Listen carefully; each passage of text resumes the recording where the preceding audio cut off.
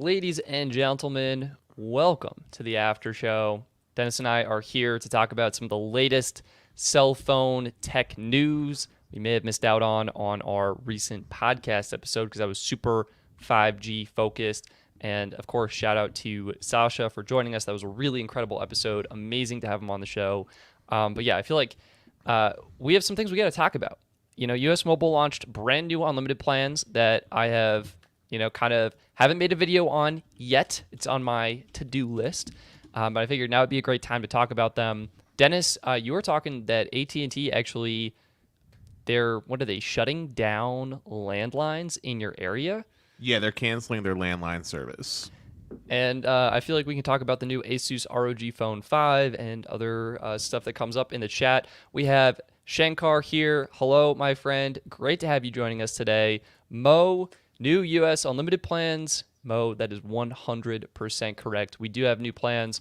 And maybe actually I can just jump right into that. So let me get this window up over here. And let me make sure. It might auto sign me in, so I'm just going to go to the website first and make sure that, so we're good. Let's go. Breaking Data joining us today. Thank you for joining us, my friend. Henry, great to have you here in the audience. Lucius, Justice, nice. Thank you for the comment. And Amy, hello. Great to have you here. So yeah, let's pull up the US Mobile website, share screen. This is awesome. I couldn't believe this when US Mobile made the announcement. They have brand new unlimited plans. So let's see. I wonder if there was an announcement. I don't think there might be an announcement page. I have it up. Yeah, I have. Yeah, I can send you a link real quick on Discord. That way I'm not stealing your thunder. Hide my remove from the stream. Yeah, please don't show our private chat. Not that there's anything in there that's bad. It's just, yeah. I'm looking for like the announcement. This is just a plan listing, but... All right, I'll pull up the website. Maybe if you hit up Reddit, that's where they typically post their announcements. I'll find that for you. That's not a problem. Thank you. So yeah, let me add this back to the stream so everyone can see it. This is really incredible. So new US Mobile Unlimited plans. We just go to plans up here. We have the standard plans we saw before, right? Nothing new here. Unlimited talk and text, $10. 1 gig for $12. 5 gigs, $15. Tremendous value. However, you'll notice, and there's a reason I'm bringing this up, taxes and fees include a $2 service fee and are about $1 to $5 per line. All right, so taxes and fees are extra. Check this out, guys. We're going all in, unlimited family plans for as low as $25 per line, right? No data caps. You get ludicrous speeds and 5G included. US Mobile has shared they have access to millimeter wave 5G and will be bringing this to their plans soon. But for right now, I can't even believe these prices. Unlimited, $45 for 1 line, $30 per line for 2 lines, and as low as $25 per line for 3 lines. This is better pricing than Visible because Visible requires 4 lines for that $25 a month price point. US Mobile is offering that for just 3 lines. And taxes and fees are included, which is amazing. And there's more. And when you have the 3 lines, you can get your free streaming service like Netflix. Yeah. So these are the streaming services they currently offer. The way it works is you get 1 perk with 3 lines and you get 2 perks with 4 lines. The perks just have to be from different categories. So with 4 lines, you could choose, let's say you go Spotify Family and HBO Max, you're into that. Or maybe you go Apple Music Family and Disney Plus. And you can kind of curate your perks based on what you need. And the way it does work is it is a reimbursement system, which on the one hand, it's a little annoying because you have to email US Mobile to get your reimbursement and it's applied as account credit. On the other hand, it's super nice because you can switch perks month to month. You can choose from a wider selection of perks. So I'm kind of a big fan overall of this system. And the fine print here that is important to take into consideration, unlimited all plans on Super LTE, this is Verizon's network, are uncapped and unthrottled, okay? So they will still be deprioritized. This is a prepaid plan, so to speak, but your speeds will never be slowed down further based on your data usage, and there's no speed cap. Like Cricket is at 8 megabits per second for their entry-level unlimited plan. This is full speeds. So that's here. Unlimited all GSM LTE has been increased from 15 gigs to 50 gigs of high-speed data. So that's a huge increase and a welcome improvement on the T-Mobile side of things. And then hotspot, if added, is 20 gigs. And that it looks like that counts on T-Mobile. That does count against the 50 gig allotment, but on Super LTE, there's no limit. So, of course, it's just 20 gigs of dedicated hotspot data. And Dennis, you were kind enough to send over that link. So let's quickly bring that up. They're doing some really cool stuff. Yeah. I mean, and while you're pulling up that link, I will just say that I think that US Mobile has successfully taken the crown for best unlimited plan for a single line user. Yeah, I think I agree with that. I mean, $45 a month for unlimited, taxes and fees included. It's awesome. It's awesome. Yeah, it's not the cheapest, but honestly, Visible has better performance because of the way their network gets routed as far as like latency is concerned, like Visible. And as a fun fact to the audience, while you're listening, I actually did order a Visible SIM. It's supposed to come in on Saturday. You mean US Mobile? Or excuse me, US Mobile. He's getting them confused. I am sorry. I've been butchering what I say in my head versus what comes out my mouth. But I did order a US Mobile SIM using their free promo for delivery. It's supposed to come in this Saturday, so I'll actually be doing some personal testing in my market just to give a side-by-side comparison. That's how excited I am, and I'm a man of my word. So, Ahmed, if you're still listening to the show, I'm a man of my word. I ordered a SIM just because of these changes that you made. That's awesome. That is awesome, Dennis. Yeah, so I think the big other change here is pooled plans. And Ahmed kind of leaked this on the podcast we had with him, but this is what the new dashboard is going to look like. Super, super clean. And my understanding of the concept of this is under one account, you can have multiple sort of families or pools. And a pool will have basically a shared data allotment, a shared data amount. In this example, it looks like this pool has 36 gigs of shared data that is being shared with 9 lines. And what's awesome about pools is often you can get flexible and affordable pricing, and you can still meet the needs of everyone in your pool as the data usage varies from user to user. So you can bundle lighter users with heavier users and still get an affordable price. And of course, with US Mobile's data usage analytics, you can see the specific usage per line, which is excellent. You can see your data usage over time. You can have projections on how much data you're projected to use by the end of the billing cycle. And of course, they have their flexible top-ups, so you can add more data if you need it. I think this is going to be very powerful for businesses. I'm not sure how it's going to work with families, but yeah, I was really excited to see this. And I also want to give a shout out to the team here. So US Mobile has added a lot of new moderators to their subreddit. And so I want to shout out Mush and Tab and Sherry Jazz, Moon Hoops, all of these people. I've been seeing US Mobile more and more active on Reddit, and I think that's amazing for customer service and support. Of course, I do think we need to talk about the one kind of one aspect to this plan that is kind of being somewhat ignored, and I think it's about the video streaming quality. US Mobile is saying that they are not throttling or doing anything with video streaming quality, but unfortunately, users are reporting that video streaming is limited, and I think it's around the 2 megabit per second mark. So I'll do a test right now. So I'm on US Mobile, and I've got my Mint line, but US Mobile is being used for data. So let me see if I can do a speed test for you live. So this is Verizon, okay? And I'll let this go, but I'll see if I can pull it up on Reddit. I was seeing some reports that even though US Mobile is not capping or throttling video streaming speeds and performance, some users are getting capped. And I don't know if that's a Verizon thing.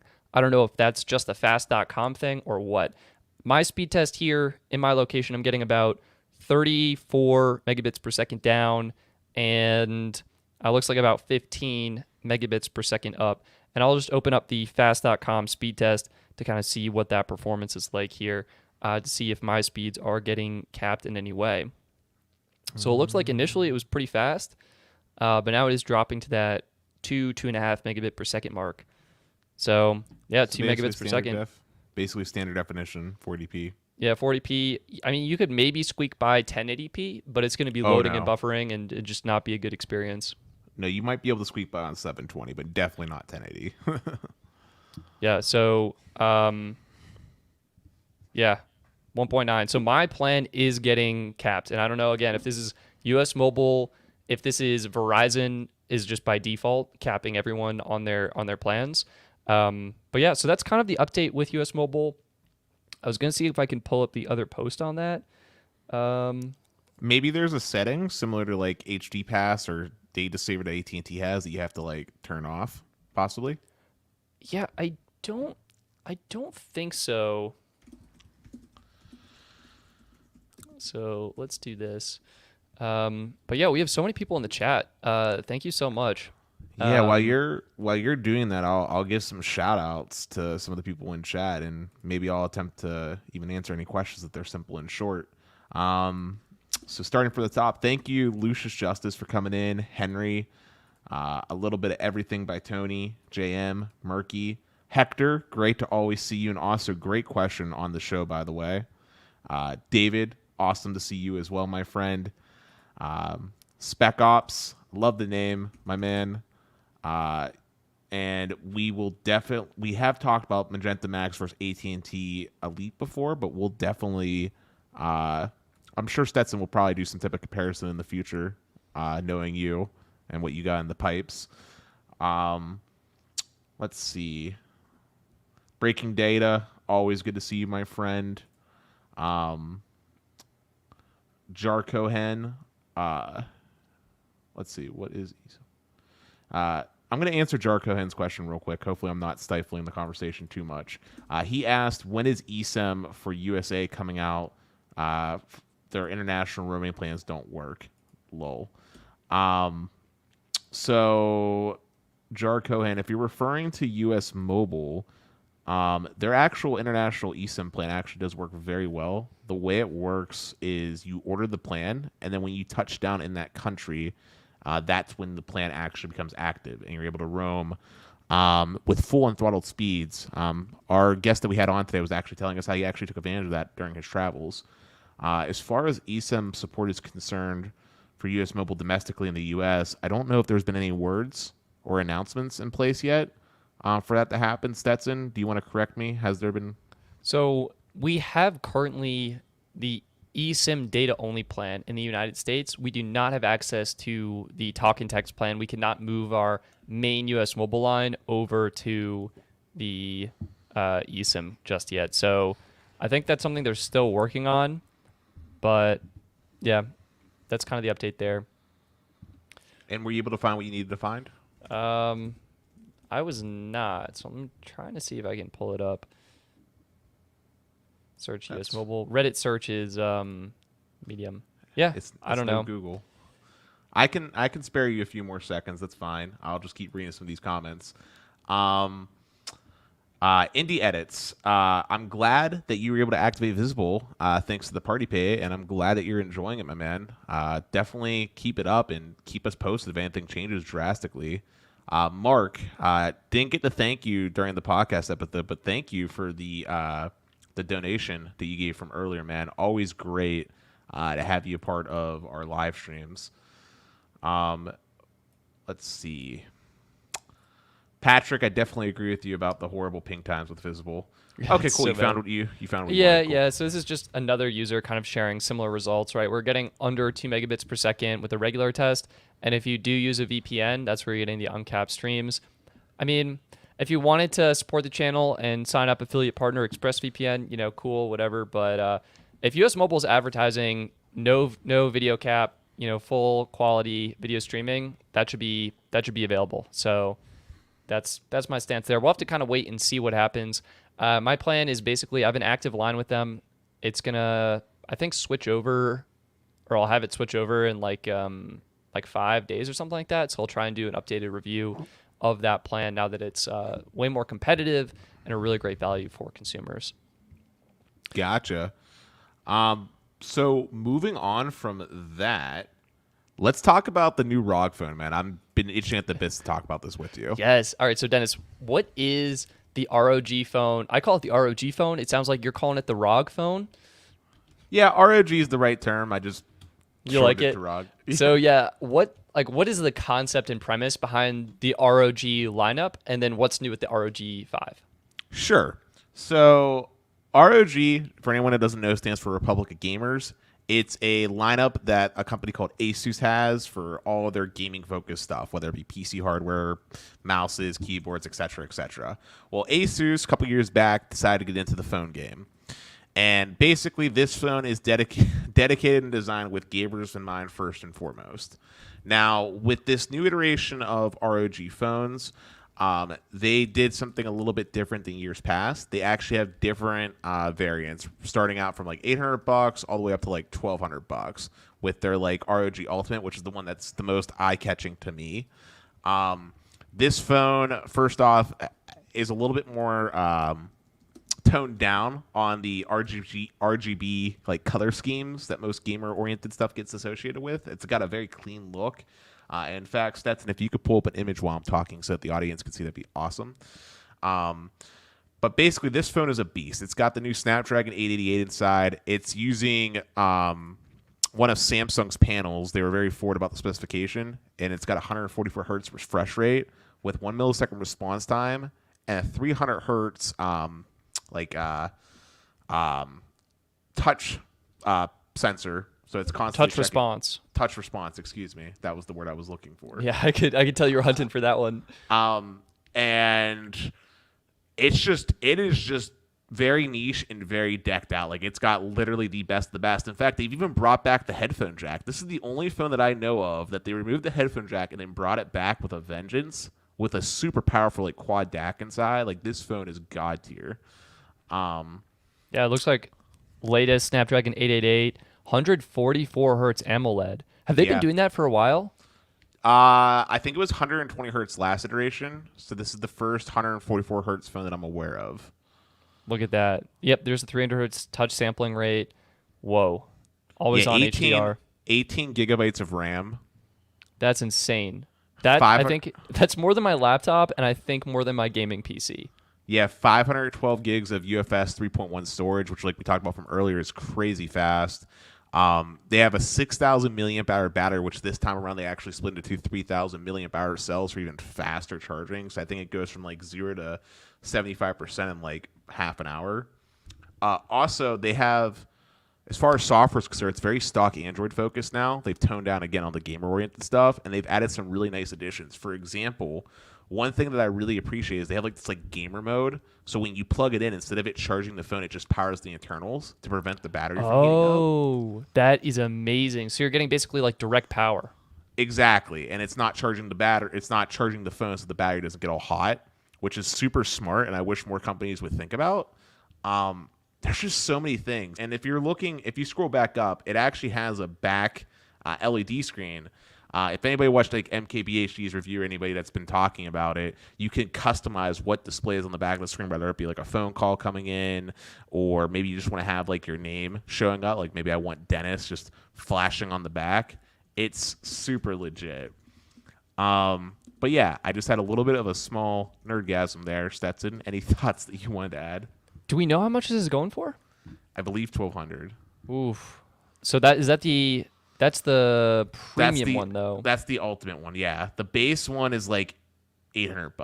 Sorry, I'm trying to navigate a poorly designed website here, so if you excuse me. Yeah. Here we go. For the win. So we have the ultimate as well as the 5, and there's also a pro somewhere. Yeah. The one I was referencing is the ultimate, which is the one that got me the most eye-catching.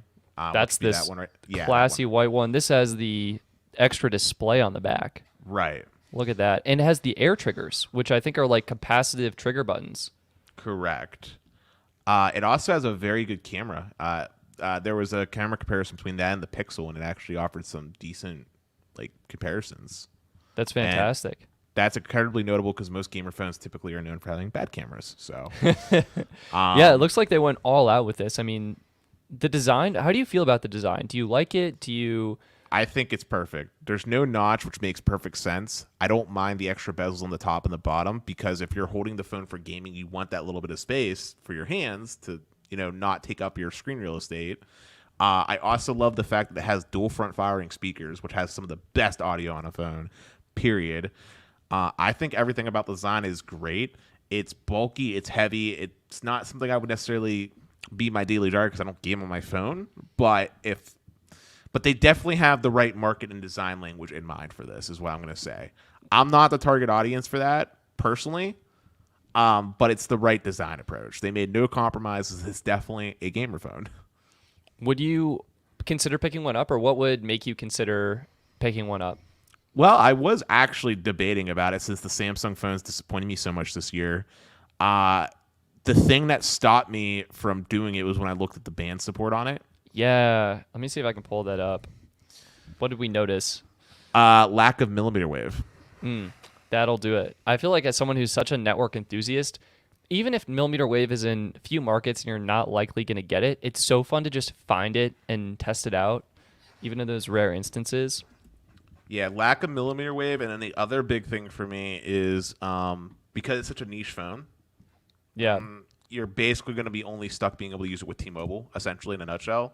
Like voice over LTE, or excuse me, voice Wi-Fi calling, and yeah, voice over LTE. Like it's not going to be supported with a company like AT&T, for example, even though it would work. Yeah, so here are the 5G bands. It looks like we basically have low band, and I believe this will include the C band and the mid band 5G once that is eventually rolled out. But yeah, you're missing millimeter wave support, and this is on all models. This specifically is the Ultimate we're looking at right now, but even on the regular ASUS ROG Phone 5 and the ASUS ROG Phone 5 Pro, you're missing out. So I mean, performance can still be great, but yeah. And when is this coming out? Is it? It looks like March 10th, or no, it was a mouse March 10th. I'm not sure when it's coming out, to be honest. it looks like expected May. So that's kind of actually like a few weeks away. Yeah. One other quick thing I just want to mention. The reason why I was considering that phone too is because it actually supports dual physical SIM. Okay. That's really, really nice. I wish iPhone had that. Like, I almost wanted to import one of the Chinese variants of the iPhone that had the physical dual SIM, or use a OnePlus 8 because I know they have dual SIM, but their band support is also a little mixed. Like, it's not as good as Samsung and what Apple are doing. But yeah, like in my ideal world, if I had a phone like that, what I would do is it would replace my Android phone. So I would have T-Mobile as my primary driver, and then maybe throw in that US Mobile SIM as my secondary. That way I got like the best of both worlds. Yeah. Also, I just want to respond to Roy because I think it's funny. I appreciate you saying that I sound like a sponsor. Maybe I'll get lucky and they'll pay me. But unfortunately, I don't make any money off of literally anything. Yeah, we're not really doing ad reads. So it's, yeah. Although honestly, man, if you know the hookups, man, I'm down. I could use the cash. yeah, we could benefit. We're okay with it. Yeah. So Maybe hook me up with a free ROG phone. I'll be glad to do a review like MKBHD does. But Patrick mentioned that OnePlus 7 Pro also has dual SIM. And yes, OnePlus is known for that. I'm actually waiting to see what they're going to do with this year's iteration of OnePlus phones because the market's pretty wide open for someone like myself just because, like I said, the S21 was, in my opinion, and I know Stetson disagrees, was rather disappointing to me. yeah, I liked it. I mean, I can definitely understand how for enthusiasts it would be a little bit disappointing. You're not really getting the Ultra is really the only option, and even then you're losing out on the expandable storage. And so I feel like Samsung kind of strayed away from their true fans, and it's still a great phone. You know, Sasha was talking about the 10 times zoom and the 30 times zoom. The cameras are awesome. But yeah, so. But here's another feature that you cannot argue with me makes no sense to remove. So Samsung has Samsung Pay. Yep. And one of the things they were most known for that made them unique was that inside their phones, they had a device that allowed them to support like old school mag strip readers. So you could essentially use Samsung Pay literally anywhere. They didn't have to have like an NFC chip. That was amazing. And they removed that in the S21. Yeah. So there goes your only reason to have the S21 with Samsung Pay. Just boop, gone. Yeah, it's a step backwards. I mean, I think they're obviously focusing on economics with this model, trying to get it as cheap as possible. And yeah, and in regards to Esteban's comment here, first of all, Esteban, thank you so much for joining. We really appreciate you having in the audience. We did, your previous comment. Yes, we already did talk about the US Mobile True Unlimited plan. That was kind of at the beginning of this live stream. I want to say the first 15 minutes or so we dedicated to that. And also follow up on the Reddit thread. It looks like that was deleted. But that is where people were requesting to get the full speeds, and that increases the megabit per second cap from 1.9 to about 3.8. So it does look like there is a cap in place. My understanding is it's not being caused by US Mobile, or rather the service. The Convex DR is saying it's capped on Verizon's end, and this is typical with Verizon plans. Even their premium plans, like the max video streaming quality you can get, I think it might be like 3.5 for 720p, but I'm not sure. I'll have to double check that. But typically, Verizon does cap video to the 480p streaming. So yeah, actually, this makes sense. 3.8 would be the 720p that you get on the postpaid plans. 1.5 to 2 is what you get with the 720p. Excuse me, the 480p that most plans have. And Esteban, no worries, my friend. Thank you for joining the replay crew. We appreciate it. But yeah, I think Dennis, you bring up a good point. The ASUS ROG Phone 5 is a great contrast to the market of what could be possible with mobile phones, and I feel like some companies just aren't as innovative as they could be. So I don't know. I mean, I will just say one thing. The fact that it's got me talking about it and getting me excited is very good on them, because the market's super saturated. I mean, Stetson, do you get excited about phones anymore? Like, aside from like something like this? Like, I get excited about every phone, Dennis. Every phone has a tiny place in my heart. Yeah, I love it. Okay. I'm excited for OnePlus 9 because I love their software. And what I'm also excited about is the new Galaxy A50, or maybe it's going to be A52. The new... Their mid-band, or their mid-ranger. The most affordable phones that are going to have mid-band spectrum. And Esteban, thank you so much for the super sticker, my friend. We really appreciate it. That really does help out support the show. Helps us test out those cell phone plans, US Mobile Unlimited, coming pretty soon. I'm signed up for too many, so I actually have to get testing and get on it. That's what's happening pretty soon. But let's backtrack for a quick second. Why are you excited about the low-cost phones all of a sudden? I think it's just like a great entry-level option. We haven't seen them announced yet. What are they coming? March 17th, I believe. But I think it's good to me a great value for consumers. And when you're able to get the kind of performance at a budget price, that's what excites me. So I don't know. I could be wrong. Historically, I would say budget phones can feel a little bit slower, a little bit more laggy than the premium flagships, but still, I think this year it's great. It's great there are more options that are meeting the needs of different customers. Yes. So share screen. I got an article pulled up here real quick about the phone in question, and it definitely looks very clean for a mid-ranger, and actually moderately exciting. It looks like it's going to have a 120 hertz display. Right? That's better than iPhone, okay? Yeah, which is awesome. A 4,500 milliamp hour battery, a micro SD card slot. It's IP67 dust and fingerprint resistant. It has an under the screen fingerprint sensor.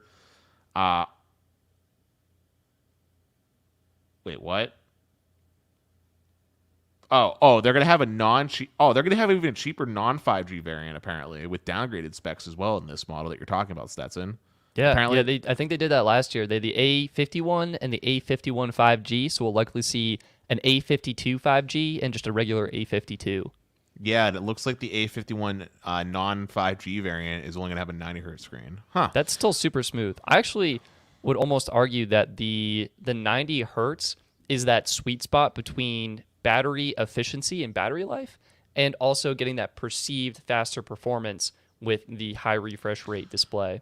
I think what's more important, aside from refresh rate, is actually the what was the word we used for the ROG Touch phone? response. The touch response time. Thank you. Yeah. I think the touch response time is more important because, like, my iPhone 12 Pro Max or iPhones in general have always felt super responsive for me. Yeah. And it's because they've always had I think they have 120 hertz response time. And then also, it actually comes down to how iOS actually registers a click and the process that the software actually goes through.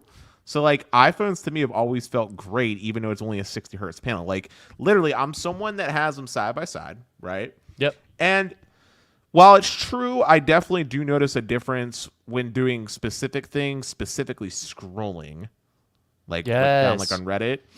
Overall, it's not something that's generally that noticeable in my day-to-day experience. Like, if I'm watching a YouTube video, that's capped out at 60 FPS anyway.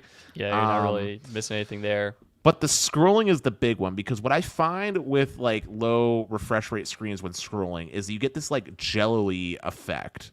Like, do you know what I'm talking about? It's hard. I know for me exactly what you're talking. All right, so get this, Dennis. If you hold your phone upside down, the effect is even more pronounced. And the reason I know this is because OnePlus put the panel on their phones on upside down intentionally. I believe it was on the OnePlus 5, and it was notorious for the jello screen effect, where the refresh rate isn't like catching up, and it literally looks like jello, like everything's kind of sloshing around. It's the strangest sensation to try and describe on video. But if you have a Samsung phone or any Android phone, I would say that's, I think, OLED, just flip it upside down, go on Twitter, go on Instagram, and just kind of scroll around and see if you feel like it's a jello-y, less responsive, that kind of thing. But yeah, so Stetson, what do you want to talk about now? What do you want to talk about now, my friend? Yeah, so just want to quickly confirm for everyone, March 17th is the date of this S21 event. So stay tuned for that. And, if you're in the budget for a more affordable phone that could be packing a lot of the same premium features, check that out. And while we're here and segueing onto the next topic, I think we should give a special shout out and thank you to our Patreon supporters. We really appreciate all of you. If you're interested in getting exclusive behind the scenes content, how I do my speed test, you can see my setup where I'm cramped up in the car. You can get early access to some of the results.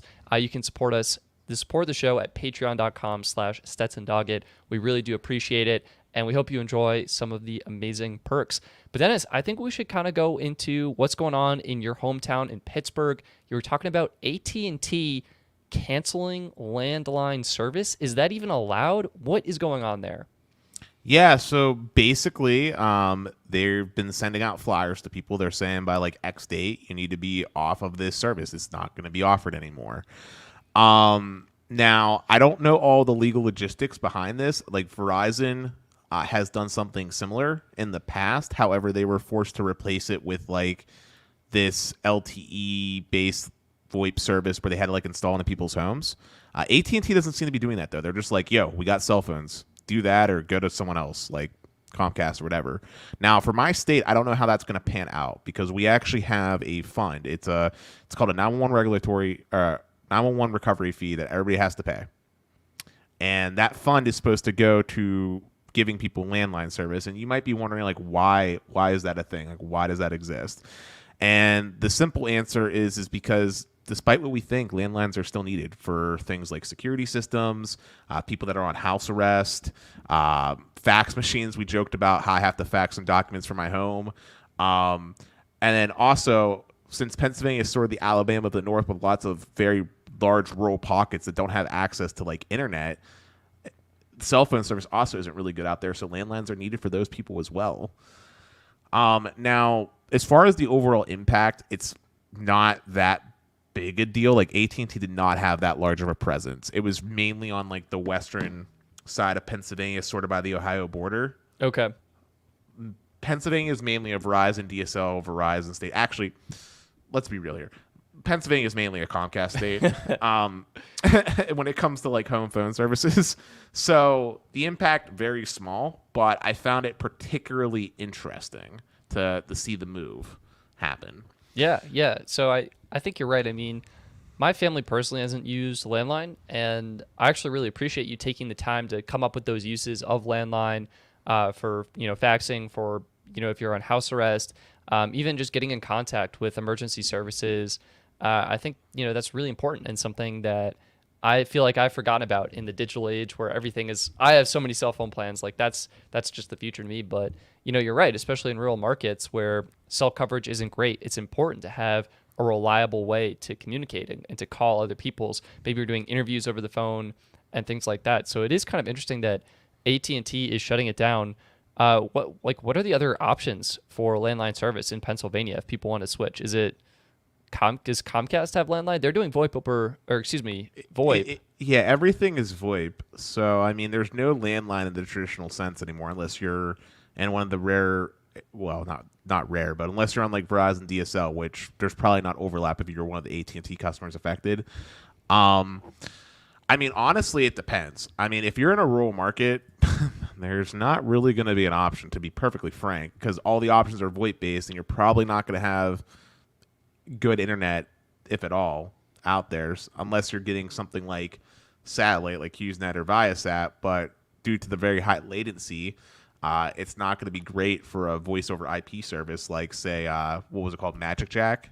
So I'm not really sure what's going to happen with these customers. I'll be curious to see if lawmakers end up stepping up to the plate. I doubt it, because my state is like a right to work state, and they're kind of like I said, they're the Alabama of the North. They don't have really any teeth to really get down on these big companies. I mean, I think I told you about two behind the scenes at one point. Did I tell you about how we paid Verizon like years ago to deploy fiber across my state? I definitely remember you told me maybe that was behind the scenes, but you want to share here, I think, what happened? Yeah, so that now one fund that I was telling you about, back in like 1990, we gave Verizon like $40 billion, which I don't even know what that would be today with inflation, to basically deploy fiber across the entire state. They were supposed to have it along all the interstates for like different speed traps and stuff that the government had in mind. They were supposed to have it in a bunch of neighborhoods so everybody could have fiber to the home, and it was supposed to be done, but then 2015 rolled around and like nothing happened, and we gave them multiple extensions along the way, and nothing happened. They just pocketed the money. And while Fios did deploy some fiber on our dime, it's in urban markets that like are very small. They were already arguably well serviced by decent broadband to begin with from Comcast. Like, obviously, I'm happy that it's there, right? I'm moving to get Fios, but like, it didn't do what it was supposed to do. And they're the tier 1 ISP for the state, so they didn't do what they were supposed to do. They pocketed the money, and I think Pennsylvania is now talking about coming up with another fund to accomplish basically a similar thing. Jeez. Except I think this time, I want to say they're doing another bid for the contract, and I want to say we're looking at I think they were actually talking about working with Comcast, because Penn State, the school that I go to, I know that they had a big contract with Comcast to run their fiber. So for anybody that doesn't know, Penn State in Pennsylvania actually has multiple campuses. They have their main campus that's in Central PA at State College, and then they have satellite campuses like Penn State Beaver, Penn State Berkeley, different stuff like that. And all of these, one of the projects that the state got funding for was to connect all of these schools directly back to the main campus with a direct fiber line that doesn't actually go over the public internet. And the person that won that bid was Comcast. And they ran 2 huge fiber trunks on either side of the campus, and then started beginning those interconnects. And I think based off the success of that project, I think Comcast is looking to be the award to lay the fiber down, which I'll also find particularly curious because, well, Comcast is a cable company. They're not known to fiber to home runs. Yeah. I mean, we'll have to wait and see. I really hope that does come to fruition. I feel like we've had problems not only in Pennsylvania, but I feel like other states too, where there have been these agreements for companies to build out the fiber infrastructure that we need to kind of compete to give everyone that home broadband experience. And I feel like a lot of companies have pocketed the money and not really delivered on those expectations. So Frontier and AT&T come to mind. Frontier went bankrupt, and AT&T was supposed to have fiber where all the DSL customers were forever ago, because they got similar payouts for the states that they covered, and they didn't fulfill their agreement. Yeah. Brandon has an interesting question for us. Do you think Spectrum Mobile will ever building their own tower? Nope. Brandon, I think Yeah, the answer is no. Carriers building towers really hard, really challenging, really expensive. Carriers will go to all costs to avoid that. And so, do you sorry. think? I I was was gonna say yeah. Well, I was going to say, I think the likely thing that would happen, which we talked about with Sasha, is it would either be Comcast or Charter, which I guess is Spectrum, but they wouldn't build their own towers. Like we talked about, they would likely do everything License but the and then rent the actual tower points for like millimeter wave sites along the poles to the carrier and sort of have like a co-op where they share the infrastructure would be the more likely thing to happen, which has been done in other countries. On the topic of cable providers as well, I actually have something that I just thought about off the top of my head because I remember reading it. I'm going to share the article with you, but I told you this as well behind the scenes. Comcast did give me a free speed increase recently. Yes. So what's going on there? What did you have before and what do you have now? So I had 300 by 10, and they bumped up to 400 by 10. But when Comcast did this upgrade, they actually did a boo-boo. They cut everybody's upload speeds by 20%. Ooh, that is not good. That is not a good look. Yeah, when they did the deployment, it's been fixed already, but apparently they did like a misprovisioning on the back end. So people saw their increased download speeds and stuff like that, but they accidentally cut the upload speeds. Yeah, I mean, I feel like with Comcast's pretty notoriously slow upload speeds, that's not a huge difference. Like 20 megabits per second to 16 megabits per second. But that's still, yeah, that's kind of a yikes. Yeah, but the speed increases were welcomed. There was an article, I don't know if we talked about it on last time's episode, but Comcast did speed increases across the board now at this point. So they bumped their Internet Essentials, their prepaid and starter plans up to 50 megabits per second down and 5 up. Blast, which is Performance is still 100 by 5. Performance Pro is still 200 by 5. And then Blast, which is what I have, became 400 by 10. Their Extreme Pro went from 600 megs to 800 megabits on the download, which with over provisioning, people were actually posting on Reddit like close to like 940. That's fantastic. And then Gigabit, as you know, because I did have that, is now 1200 by 35. So speed increases are great. There was no sudden price hike, which was welcomed. I still wish I had higher upload speeds. Like, honestly, I would have happily forgone any download speed increase for, say, a 50 meg upload. So 300 down, 50 up. Totally which get that. would have been great. But, I'm happy with it. It is what it is, and you're going to be getting Verizon Fios soon, so you can enjoy that sweet, sweet symmetrical fiber connection. It's a dream come true. While we were talking, Dennis, I found some leaks of the OnePlus 9. This is going to be made in partnership actually with Hasselblad, so big emphasis on the camera this year. OnePlus starting to tease out some specs online, but this is the leaked image of the back.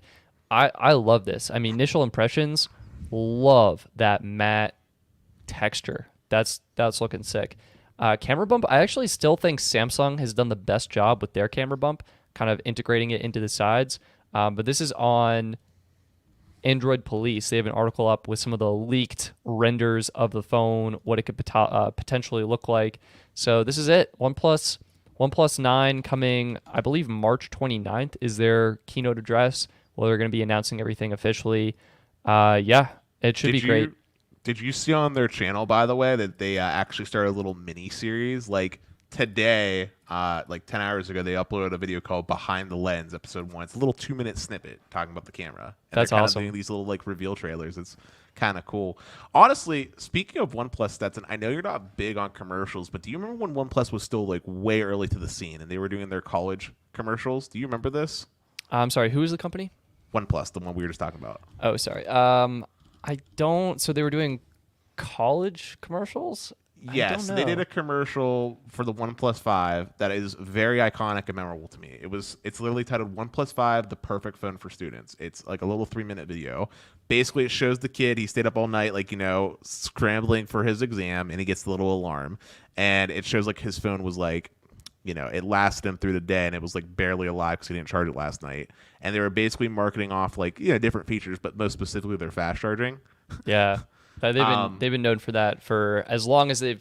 That was like one of their key features that they announced. Yeah, and they had like sick music to it. I don't know. I just thought about it. Like I was just gonna ask. I don't know where I was going with it, but it did come up with a question in my head while I was talking. Who do you think does the best marketing for their phones? Like, who do you think has the most iconic commercials for you? Like, Apple. That's an easy. Apple's commercials. I don't care what you think about the company. I think the commercials are beautiful. I think the filming style, the shots they get, are gorgeous. I thought Samsung's focus on their Phantom Black was hilarious and misused.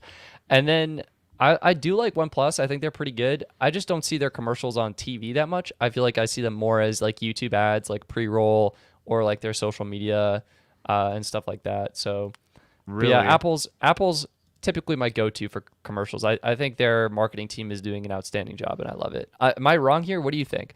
I think Apple used to be commercial king. I remember like the dancing person with the iPods, and I remember the "It's a Mac." But Yeah. they haven't had anything that's iconic or memorable to me in a while.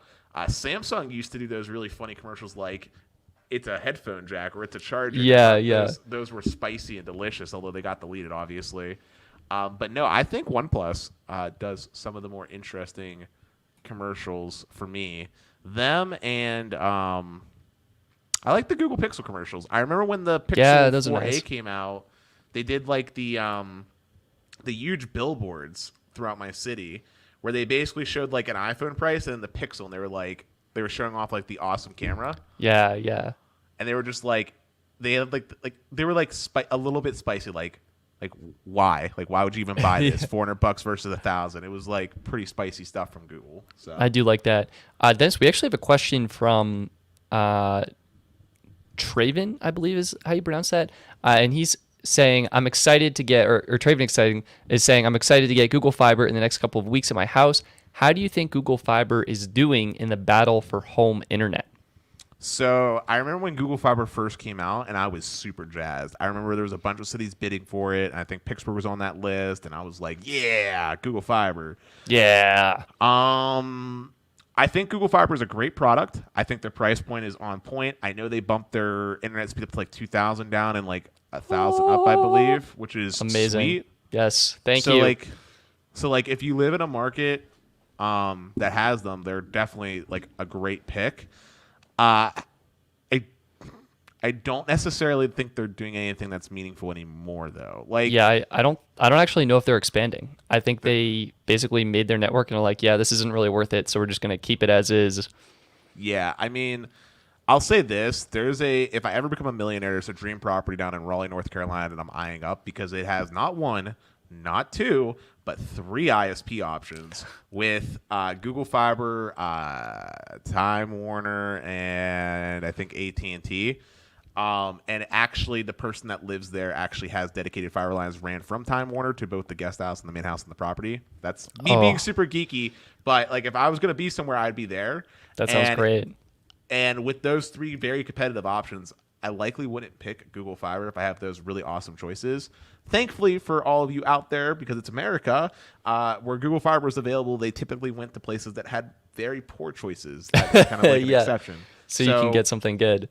So I think they did what they needed to do. They definitely got the cable companies scared enough into high gear to actually start doing upgrades. But at least as far as right now is concerned, there's nothing like I'm not like wow, because like the rest of their product stack from like a home company provider isn't very good. Like their TV service, in my personal opinion, like the actual TV product, not the UTT, but their TV product that they sell, no. And then I think they offer I know this is funny to think about, but as far as like a landline is concerned, they don't offer a very rich feature set. Like what I mean by that is this: like Armstrong Cable. My parents have two landlines with them. They have functionality like I can access my phone from my computer right now and make a call, similar to how I could with like Google Voice. I can do some interesting stuff when it comes to conference calls, call waiting, little tiny things that people like my parents would care about that I know Google Fiber doesn't necessarily do. And I know, again, it doesn't matter to people our age because we just care about internet. But if I'm looking at the product stack that Google offers, outside of their awesome internet, there's nothing else, really. Yeah. Yeah. Andy, I want to give a huge shout out and thank you to you. Thank you so much for the super sticker, my friend. We really do appreciate that. that's going probably right into the US Mobile Unlimited plan review. I'll tell you that right now. Signing up in a couple weeks. $45 flat for everything that's included. So I'll probably do that. I don't feel like I need to test hotspot, although I may consider it. But either way, that's pretty huge. Dennis, this is kind of interesting. So we had someone comment, Matthew, thank you for bringing this to my attention. Someone has tweeted this to me on Twitter as well. Have you heard of Canada's Mobile? This is their first MVNO that's set to launch by the year's end. I've actually pulled up their website here, and we can go into full screen. And Matt, I'm going to get rid of your comment if that's okay. This is Mobile. Actually, let me get rid of my branding as well so we can see the full site here. This is the full website, and they're kind of promoting a new kind of wireless carrier, right? Where in Canada, things are very expensive, right? There's no doubt about that. And so what they're trying to do is really bring down the cost per month per person. And I believe what they're doing is they're selling the data just as is. Like you buy the data, and if you get a plan that's 5 gigs, you just buy 5 gigs, and it doesn't like renew on a monthly basis, but you just use the 5 gigs until it expires, and then you get more data. So I believe that's how it's working. I have not heard about it. I also didn't know that Canada didn't have MVNOs. Yeah. But I feel bad for my Canadian brothers because I'm looking at the pricing on their page, and it looks like it's $18.66 per gigabyte. That's that sounds accurate, and it's expensive, but that's what it is. Jesus almighty. That, my friends up in Canada, I am really sorry for you guys. I know that you guys have awesome networks that you probably will yell at us down in the U.S. that our networks are crazy, but your pricing is outlandish. It's huge. Yeah, man. For $18, if we just round up to $20, let's call it $20. What, you can get 12 gigs with US Mobile for that price point? Yeah, that sounds about right. And I think the cost per gig that Ting is charging is around $5 per gig, and Google Fi is $10. Yeah. So I think it's like $5 a gig. Yeah, even if we went with Google Fi, which is more expensive, $10, and they do like the partial credits too if you don't use the full gig. Yeah, I was gonna say, I mean, I'm glad that it's happening. I think it would be cool. You know what would be cool? We just had this thought, Stetson.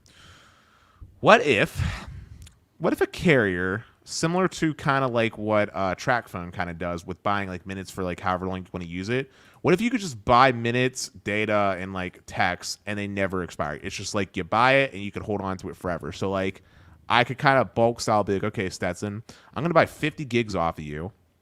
And then if that lasts me 1 year, or if it lasts me 10 years, I still get to keep my 50 gigs. And it's just like a one-time charge, not a subscription service. Yeah, that's exactly what I think this is doing. So data on tap, here's what it says. With data on tap, what you buy is yours. There aren't any artificial restrictions on us or when or where you can use it. And you can automatically refill when it's low or do it on demand when your budget allows. So I believe like you're literally buying data and then just using it until it runs out, and then you buy more. So it's less like a monthly service and more like you buy it and you can use it how you want. So but they have a $5 a month service cost on the front of their page. Yeah, okay. So that's probably, it's like $5 a month, and then you buy what you need. Right. But I'm saying like totally different approach. I'm saying you buy like one time up front, like 1,000 minutes, 1,000 texts, and 10 gigs of data. And it's, we'll say $60 or whatever. And that's it. And then I just buy more minutes, text, and data whenever I need it. So 2 years later, 3 years later, whatever that figure is. Like, I know that probably wouldn't be profitable or feasible, but like that would be a really creative idea. That would be exciting. So yeah, I mean, I feel like TracFone kind of did that with the rollover stuff, right? But it also like it expired if you canceled, and it wasn't perfect. I mean, I don't know if US Mobile, I don't even know if it's possible to negotiate those kinds of terms, because I feel like the US, everything is so monthly focused. But I would love for US Mobile, maybe with their pooled data plans, to be like, all right, you just buy this amount, as opposed to it being per month. Like you just use it, and when your pool runs out, it'll auto refill, that kind of thing. Yeah. I mean, if anybody's out there that's got like megabucks and wants to create yet another MVNO to the US market, feel free to steal my idea, and we'll happily talk about it on the show. Yeah. But one of our awesome Patreon supporters and fans, Dbop or Hypersane, asked, Stetson, can you survive off of 5G where you live? Ooh, that's a good question. I think I actually turned it off. I'm in dual SIM mode, so my phone hasn't even had 5G turned on for a while. I think I could rock T-Mobile 5G. I mean, I think at my home I've peaked at 100 megabits per second, but I'd probably be getting closer to 50 depending on the placement of the modem and stuff like that. Could I survive? Yes. Would I want to? Probably not.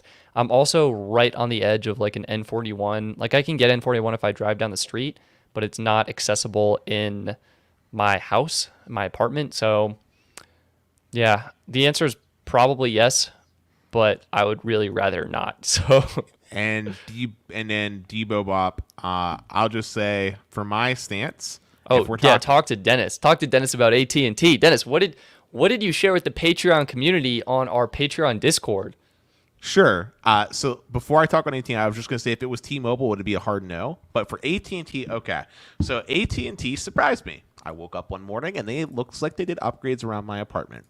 I was connecting to band 30, a 25 by 25 block when I went into the Apple iPhone 12 Pro's like service mode, and I was seeing above 300 megabits per second download speeds in my apartment, which for anyone doesn't know is incredibly impressive because I'm literally like in the basement.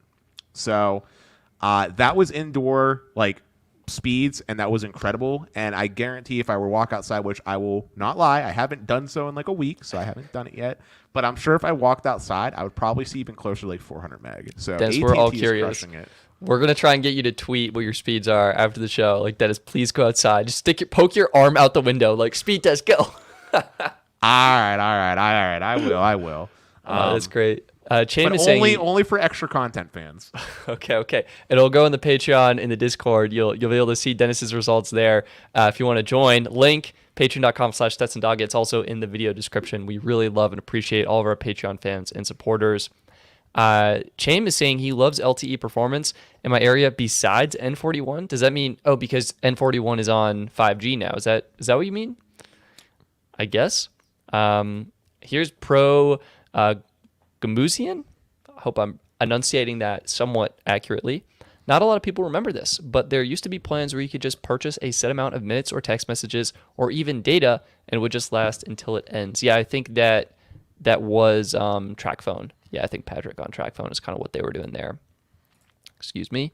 Yes. So Chaim is saying yes. So I think it's because without N41, you're still getting that mid-band, or you're missing out rather on that mid-band spectrum, which it's really cool to test out. And I've done testing. I mean, I really got to just like sit down and do some writing and some content production. My I'm working on revamping the website, Best Phone Plans. Actually, I'm implementing, Dennis, I'd be curious to hear your thoughts on this, but it occurred to me that sometimes it's challenging to figure out what phones work on what network.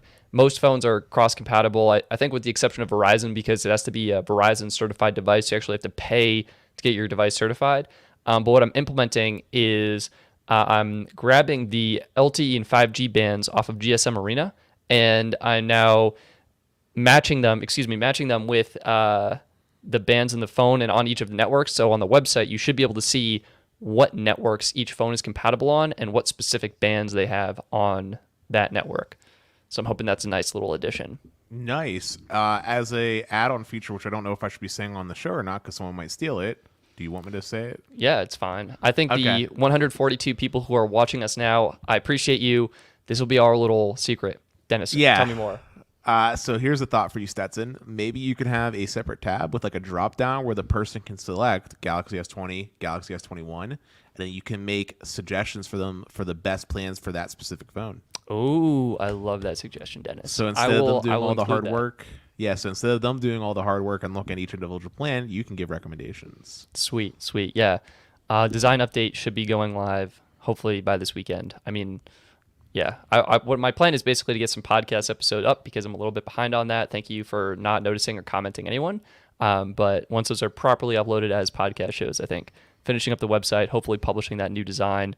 Mark is fully on board with your suggestion, Dennis. He loves that idea. So Mark, I will see what I can do. Pay the web developer, aka me, with our zero budget. See what I can throw his way to make it happen. Yeah. I know you guys make jokes, but I do be coming up with some decent ideas. Stetson's like the man with all the hard skills. I'm the one with like the businessy, well, I don't want to say businessy Oh, experience, but business mindset. this is a great question from Spec Ops 121. Both AT&T and T-Mobile offer unlimited premium data. Which one do you think offers a better value? I think, Oof. Dennis, I why think, don't you take this one? yeah, I think honestly, it comes down to who has the better network because premium data only matters if I can use my phone. And if we're talking T-Mobile in my area, you can give me all the premium data you want, but I'm still capped at like 15 Take it, meg. Dennis. It's your. Oh wait, what's that? You're still capped at what? Like 15 meg. Oh, that's a So little awkward. yeah, can't really make full utilization of that over the course of a month.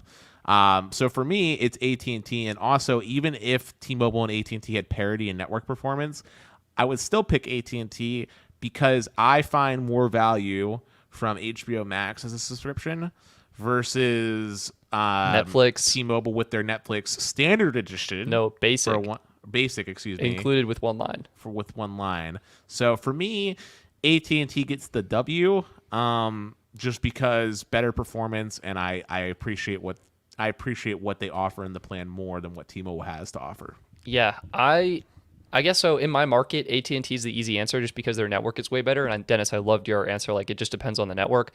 My advocate or the perks I see with T-Mobile, taxes and fees are included, so you're gonna have, I think, a way better billing experience, and it will end up being cheaper than AT&T. I want to say probably by around like $5 a month, which you could use to upgrade your Netflix plan. But yeah, I think both are great. T-Mobile's doing some awesome stuff. With AT&T, in order to get that unlimited postpaid priority data, I believe you do need to be a business elite customer. You do. And so that could be a barrier for some people where you need a business ID, whether that's an LLC or something like that.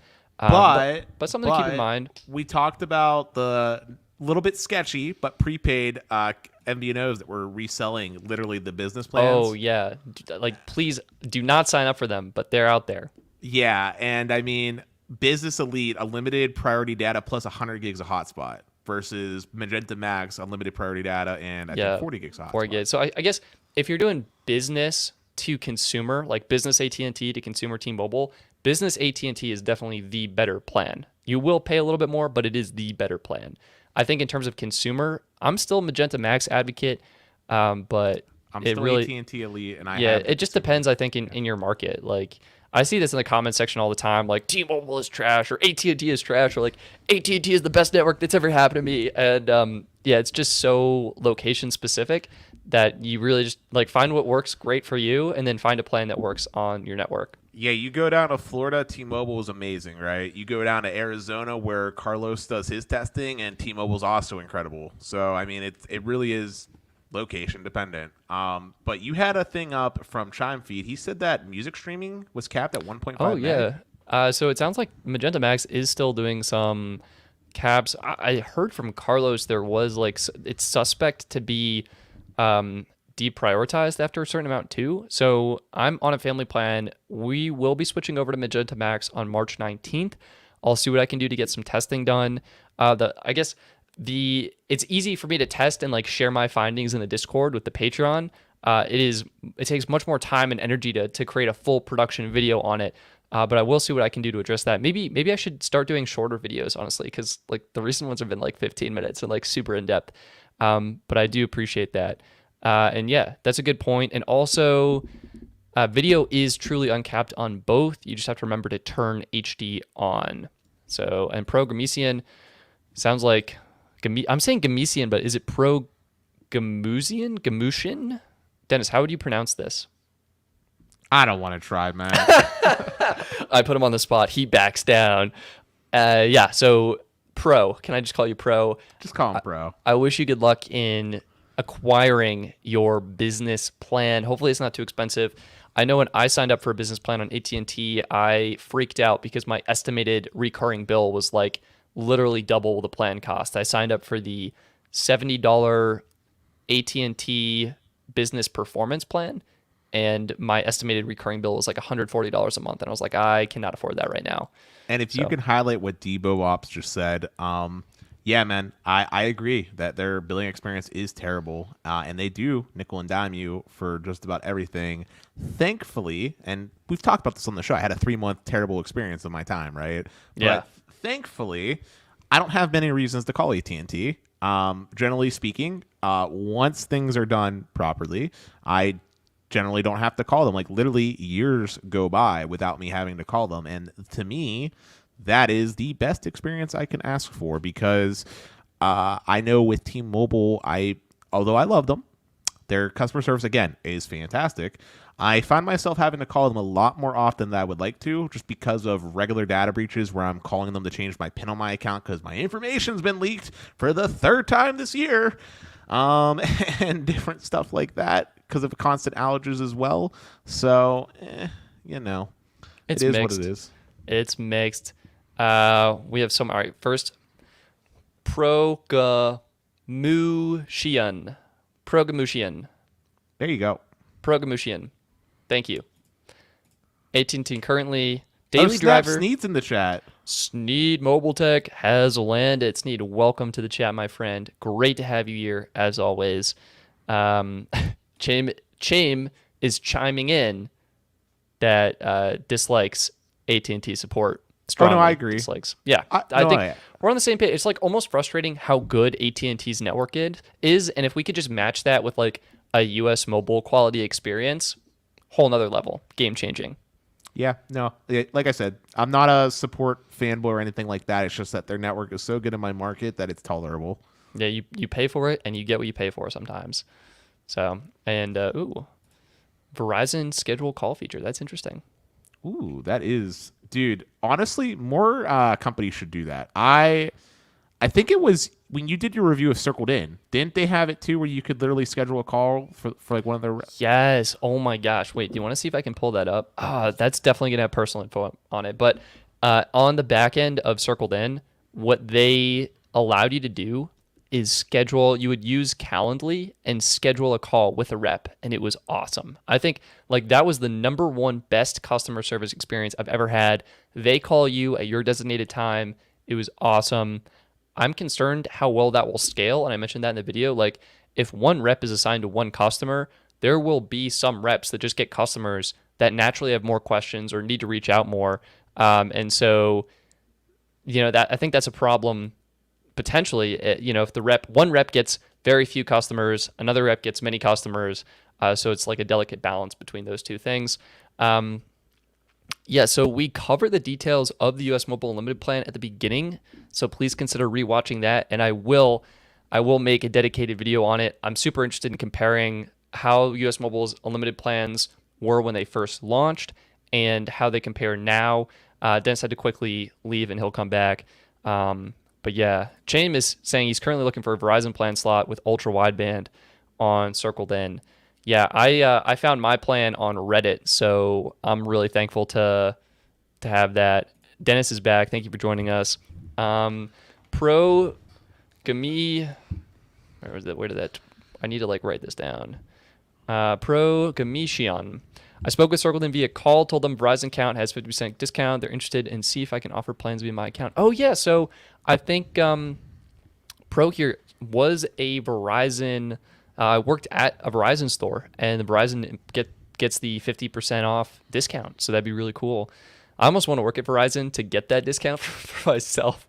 Well, that would definitely prevent or cause conflicts of interest. Well, I told you before on Indeed, their AT&T's talent acquisition reached out to me offering me a job out in Boardman, Ohio that I declined because of the hour commute. But yeah, I'm not going to lie. I definitely thought about how much cheaper my AT&T bill could be. But really quickly, I want to circle back to Circled In real fast. So when you did your video... you actually had some great spicy takes, so I'd love to hear this. Yeah, so Circled In, when you did your video, is super awesome, right?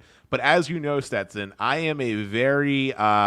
I don't want to call myself paranoid, but security-focused person. We'll say that. That's the nice way to say it. Yeah, 100%.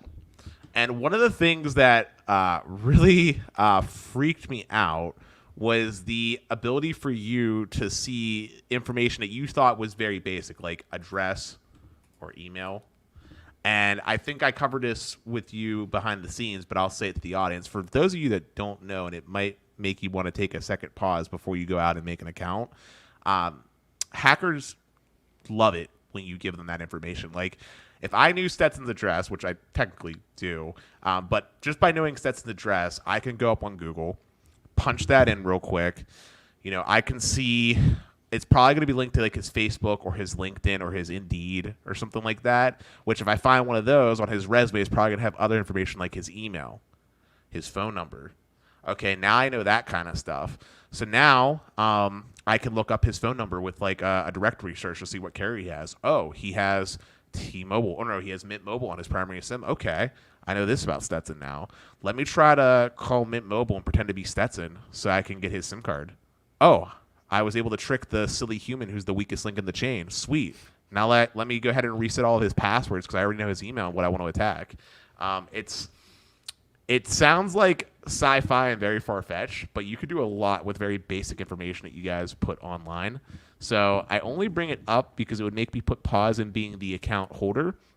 And then as someone that would want to sign up, I would never personally rely on that number to be the number I use for like two-factor authentication for banks and stuff like that, because the account holder still has control to like kick you off, make you lose access, do all kinds of very like nefarious things. So just like a PSA for the people that are security minded, maybe rely on like circled in as like your secondary number, or if you are going to make it your primary number, maybe have like a Google Voice pin where you do all your 2FA. Just throwing that out there. Yeah, no, definitely good suggestions. And you definitely want to be aware of the potential privacy concerns if you're considering a circled in plan. I mentioned for me, I'd feel comfortable joining as a T-Mobile account holder because you can actually turn off access to the My T-Mobile app for the other users on your account. And so it would literally just be like you and circled in. And I actually do feel comfortable like joining, I don't know, like I joined a Reddit family plan when I was in high school for my Cricket cell phone. Like my personal line was Cricket Wireless. We had the $35 plan, which was 2.5 gigs at the time. And I think it's since increased to 10 gigs. Is that right? That doesn't sound right. But it increased, and that, I found this family on Reddit, and that's, where I ported my number in, and they eventually left to go to Sprint. They had their free year promotion, and they were like, here's the account. And I was like, all right, thanks. My bill went up. And now I'm on someone's, I met someone else on Reddit, and I have my Verizon account with them. So something definitely to be aware of. You do need some additional information sometimes, but yeah, Dennis is on point with some of the security concerns. Mark is asking, Dennis, if you trust Google. So I trust nobody fully, but I am I'm firmly implanted in the Google environment, and as far as emails are concerned, Google does a fantastic job at securing their email clients. They don't have security questions, which is awesome. I don't want them to. I have two-factor authentication set up with Google Authenticator, which is spot on. And I'm very pleased with their password security strength, how they let you basically have any combination of stuff. I personally use a password manager called OnePassword to basically make all my passwords for me. So I am pretty comfortable with Google and how they handle security on things. One thing I just wanted to mention, since we were talking about circled in, I wanted to talk about the security of T-Mobile real quick, because I saw that Mark brought up a feature that Verizon has that's actually really good and T-Mobile could learn from. So, fun fact for you, Stetson. T-Mobile lets you make your own PIN on your account. It can be between like 6 and I think 15 digits in length. But this PIN is how they verify you. It's also the same PIN they use when you port out, which is not great. Yeah. Verizon does something different. You have a PIN that you tell like the representative to verify who you are, and then if you wanted to port out a number, you have to actually go and log into your My Verizon account, or have access to the phone of the person you're trying to screw over to go through like a two-factor authentication process to actually generate the 6-digit port out PIN, which is so much better. Now, I did learn T-Mobile doesn't market this, but T-Mobile actually has a no port out feature that you can have added to your account, where basically it's supposed to force that someone has to actually go to a store and present identification before a port out can happen. But T-Mobile makes it an incredibly hard process. I actually spent a couple hours on the phone getting that added to my account. they basically ask you to they basically ask you a ton of questions like, why do you want this extra layer of security? Which I feel like is pretty self-explanatory. Like to be more safe and more secure and to avoid the hassle of having my number stolen. Like, Right, it's tied in with all my bank accounts. The fact that you have like multiple hacks every year. I mean, like they make it very challenging. But it's something that I feel like these mobile operators need to take into much higher consideration. Like, as unfortunate as it is, your phone number basically is as important as your social security number, in my personal opinion. Like, if you lose your phone number, you just screwed yourself because that is the gateway into your bank accounts and so many other services. yeah, no, it's a really good it's a really good point. And I think if I were to be on the Verizon account, I would definitely consider adding on that like that lock, especially if you're planning on staying there for a long time. And you can remove that, I think, before you were to port or whatever. But You would have yeah, to. yeah. So I think it's definitely an issue. And if you are more privacy concerned, it can make a little bit more sense going with the premium postpaid lines that offer that feature. Whereas I don't think US Mobile has that. I know Mint Mobile doesn't have that yet. And they talk a little bit more about what they're doing for security on their Reddit posts. Or some people wish they were doing more, and I think it just kind of depends who you are and kind of what you're looking for. A couple things to note: Eduardo is saying that the discount, this is the Verizon employee discount, is not to be shared on websites like Circled-In. So Gametian, I think I've said that differently every time. Please consider being mindful about that. So you don't have to. Chaim is saying he doesn't trust, or Chaim is saying they don't trust anyone, but you have to because that is how life works.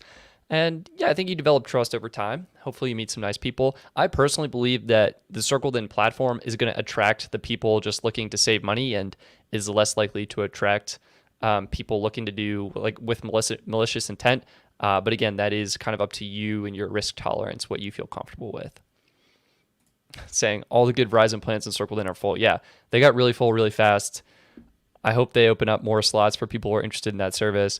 I don't think it would violate terms and conditions. I know that's something that was brought up. My understanding is because like you're a normal customer that's listing your account. I don't know. I think it's okay, but I mean, what can they really do? I mean, you're not. They're really, not selling. They're not reselling the service. They're Yeah. like they're allowing users to come together. I view it the same as like sharing your account on Reddit.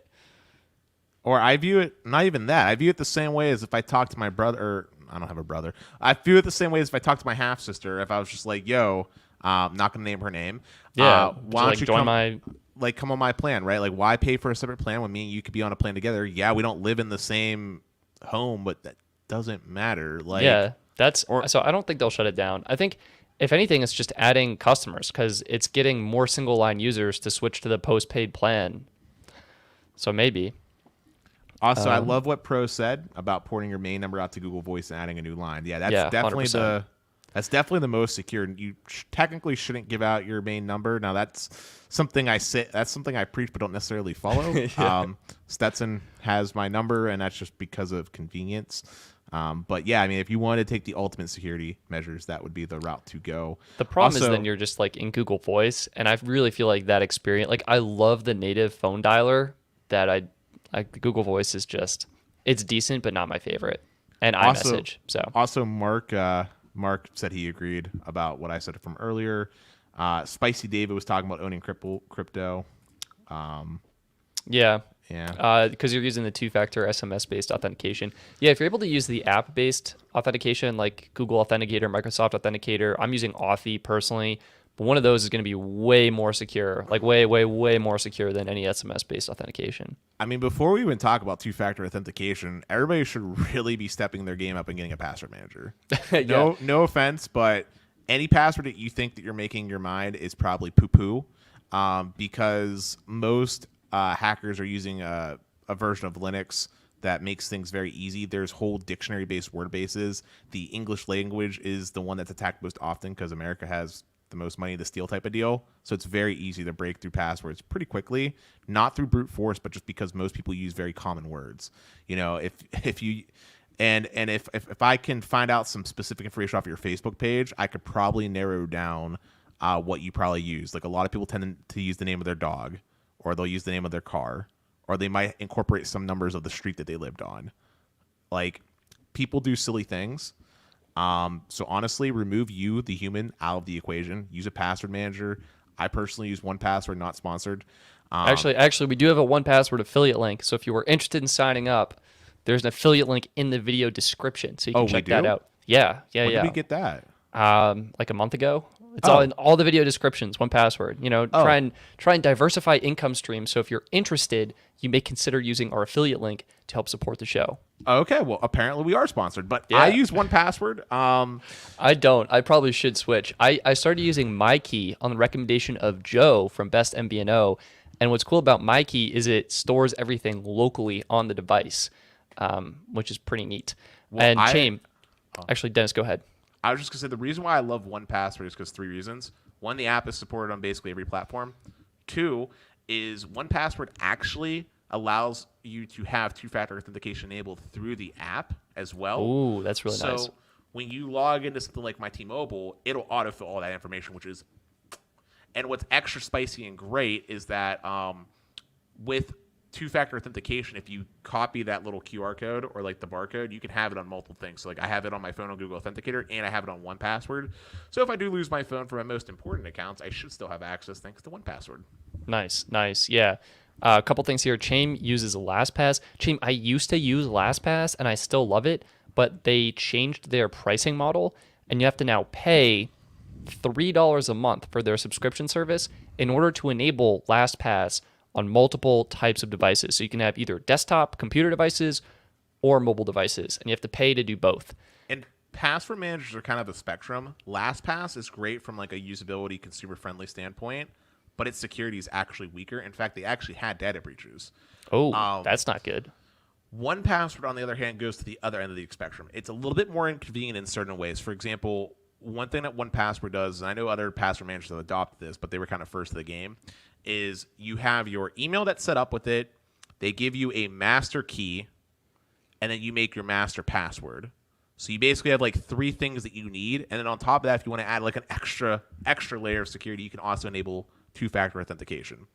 So that's really nice. And one other thing I really appreciate about 1Password, which is also similar to Bitwarden, is that 1Password actually does give you the option to store all your passwords locally. Now, granted, you lose the functionality of having your passwords sync everywhere, but if you're someone that doesn't want your passwords being stored in some off-cloud storage, you could easily set up your own little home server that you go into, keeping it basically off the internet, which is fantastic.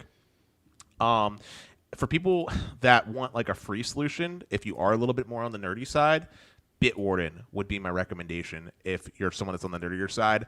But again, I personally love 1Password because it's basically the most secure possible without getting too much into inconveniences. That is my personal pick. So that's mine.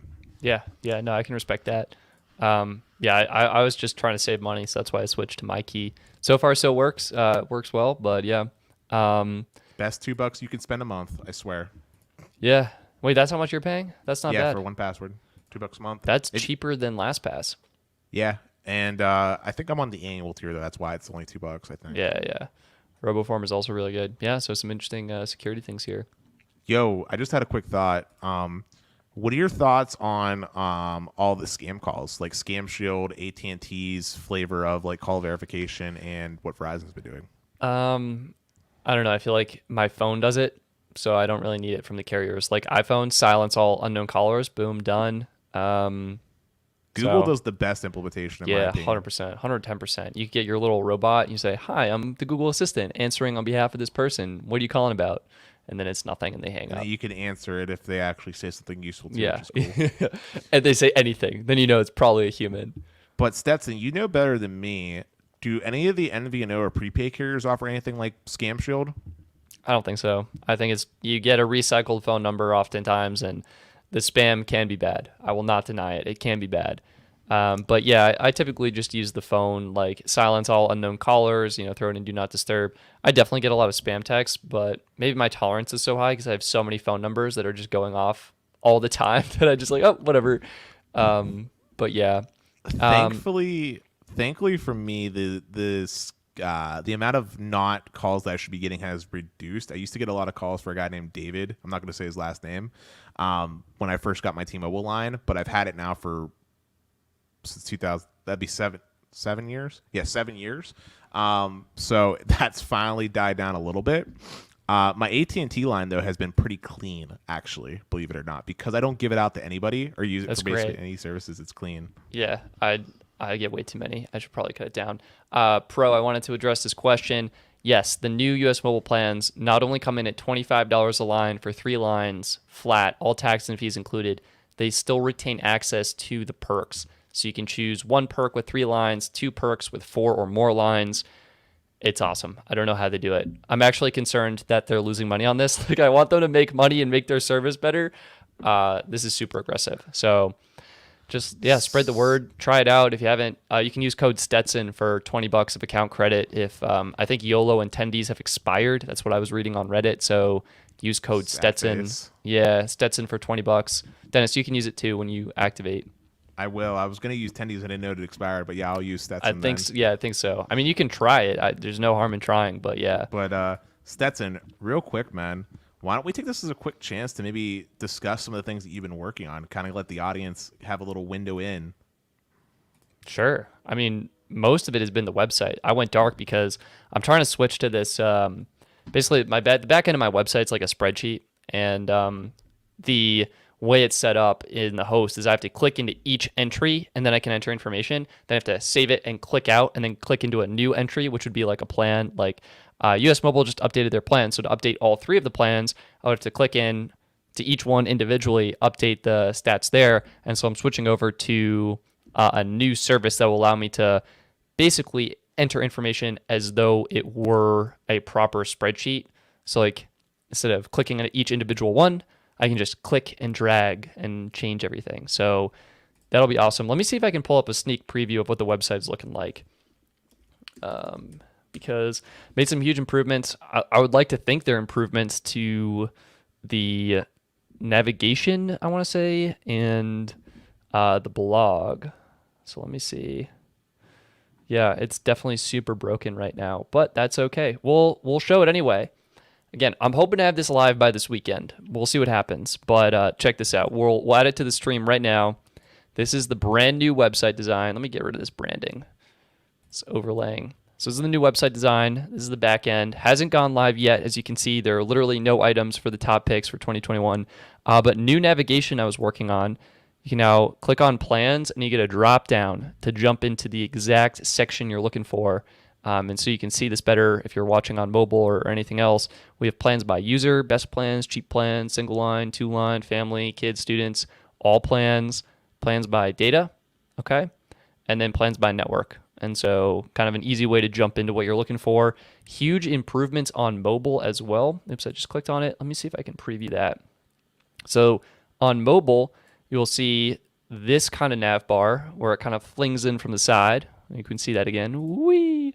And then you can, again, do the drop down to see all the new pages. So I'm super excited about that. I hope it makes navigation easier, more intuitive. And the other big thing that I'm super stoked about is a new design for these blog posts, essentially, with our news posts. They just look kind of fresh on all the pages. I'm hoping to add some more writers. If you're interested in writing, feel free to email me.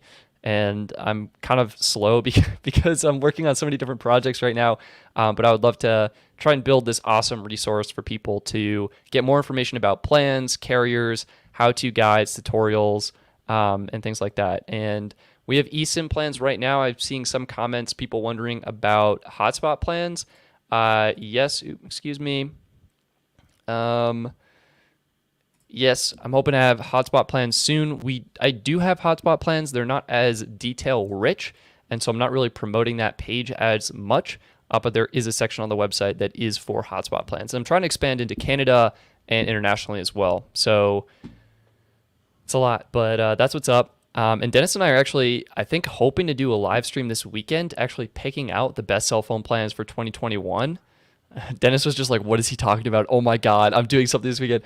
I will definitely be live. I think it'd be super fun, interact with you guys, and try and pick out the absolute best cell phone plans for 2021. We agreed on Saturday, right? Yeah, Saturday is what I'm Okay, thinking yeah, for that. that's fine. Okay, cool.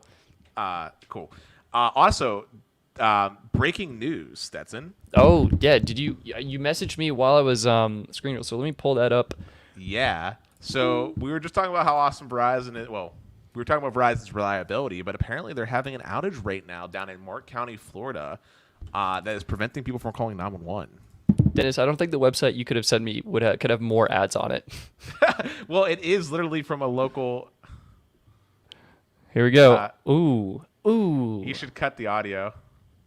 Oh, is it playing audio? Yeah, it's playing audio for you, man. Oh my god, I'm so sorry, everyone. I personally can't even hear that on my end. I don't even know. Oh no, that's my fault. That was my video. I'm sorry. sorry. Okay, good. Dennis is like on the page also. Yeah. So we're gonna block notifications. Yeah. Breaking news, everybody. Yeah. You're not able to call 911. Yeah. Yikes. I don't know. I just saw it on my Google feed, and I thought it was worth mentioning. Do you think? Okay. How many words is this, Dennis? This is like what 125 words.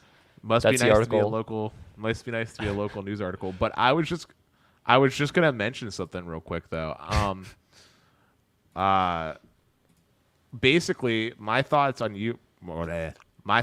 this was this. Do you think that this might actually end up affecting Verizon in any meaningful way? Probably not. That's my honest answer. I feel like carriers get information leaked or hacked, and the service goes down. And I feel like there's no real repercussions for that. I feel like this is another one of those instances where maybe there's something going on, maybe there's an update, and like once we understand it, it'll be like, all right, whatever, it's fine. You don't remember when T-Mobile had a similar instance and they had to pay like a huge fine to the FCC? No, I don't remember that. So maybe I'm mistaken. Maybe I'm totally wrong here. Maybe there will be a massive, colossal fine. Verizon will get their act together and fix everything. Yeah, no, there was when T-Mobile had it, I think it happened down in Texas. There was a huge lawsuit against them, and then they had to pay a big fine to the FCC. And then also, I remember there was also similar repercussions when they had that major network outage. Remember when they were doing the first integration of Sprint and their networks? Oh yeah, I think like everything went down. Yeah, because of an issue with routing, like their traffic and stuff. I was absolutely crazy. I don't know. I just saw it as breaking news, and it literally just posted now. So that's why I shared it. But I got us off topic, and I'm sorry. How about major carriers should do party pay? Don't they already kind of do that?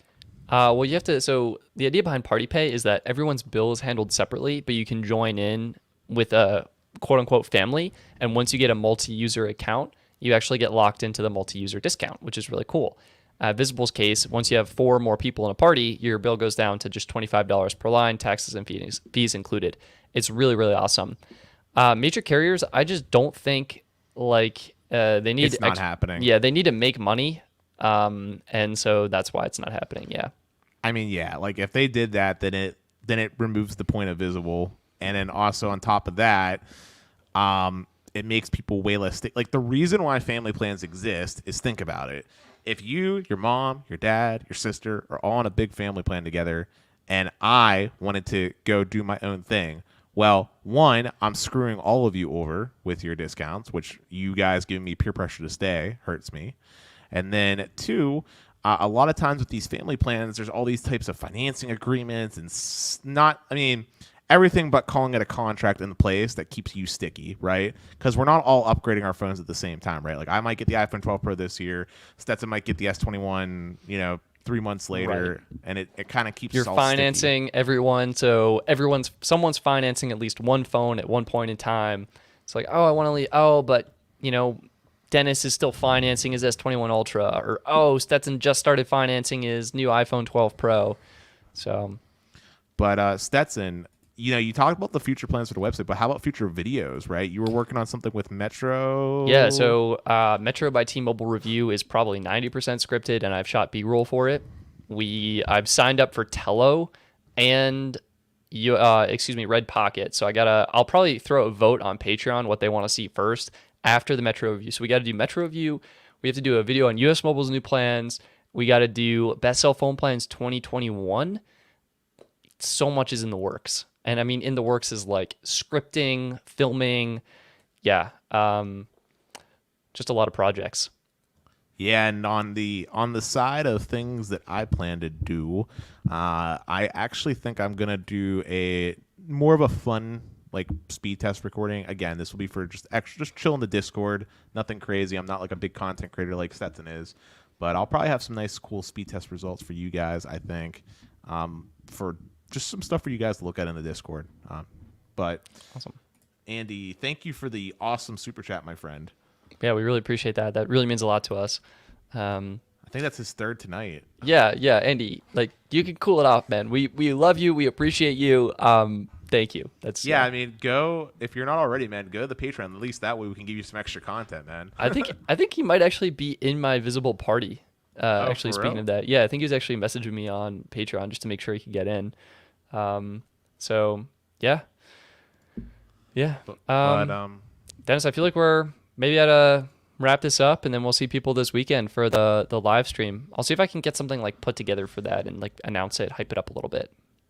That sounds good. Well, guys, before we call it, let me just thank you all again for coming out, not only for the podcast, but for this live stream. We really appreciate you guys. It was a lot of fun getting to interact.